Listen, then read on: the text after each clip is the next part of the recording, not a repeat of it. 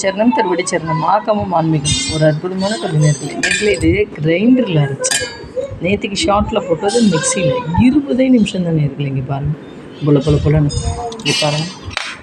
ஒவ்வொரு இட்லியும் இப்படி ஸ்பான்ஸாக 3/4 கிலோ பசங்க போட்டிருக்கேன். 3 ஏடு வந்தது.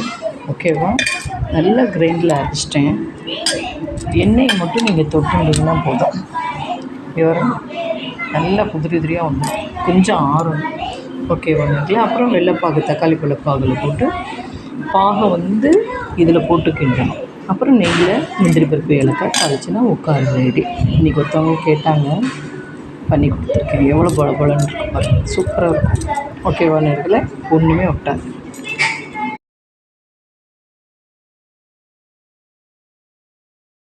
சக்தி குருடி சரணம் திருவடி சரணம் ஆக்கமும் ஆன்மீகம் ஒரு அற்புதமான தொழில்நர்கள். நேரத்தில் உட்கார எப்படி இருக்குது பார்த்திங்களா, சூப்பராக இருக்கா. நேற்றுக்கு பண்ணினது மிக்சியில் அரைச்சது நேரத்தில், இன்றைக்கி கிரைண்டரில் அரைச்சது. எவ்வளோ கணிசமாக இருக்குது. வேணும்னா நம்ம இன்னும் கொஞ்சம் நெய் விட்டுக்கலாம். எப்படி இருக்குது, புலன்னு துட்டட்டம். இது பெருமாளுக்கு ரொம்ப நல்ல உகந்தது. நம்ம ஆண்டர்லாச்சியாக இருக்கும். இன்றைக்கி சத்யநாராயண பூஜை பௌர்ணமி, அதனால் இன்றைக்கும் திருப்பி பாருங்கள். அப்பம் பாருங்கள், குண்டாக எப்படி இருக்கு பாருங்கள். ஒரு கை 1/2 கை கோதுமை மாவு, 1/2 கை அரிசி, 3/4 கை மைதா மாவு போட்டேன்.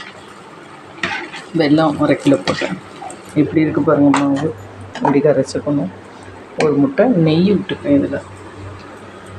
அப்போ தான் கம்மன்னு இருக்கும். இது பாருங்கள், சாஃப்டாக இருக்கும். இது இப்படி தொட்டோன்னே அமுங்குது பாருங்கள். பண்ணி பாருங்கள் நேர்களே. இன்றைக்கி பௌர்ணமியில்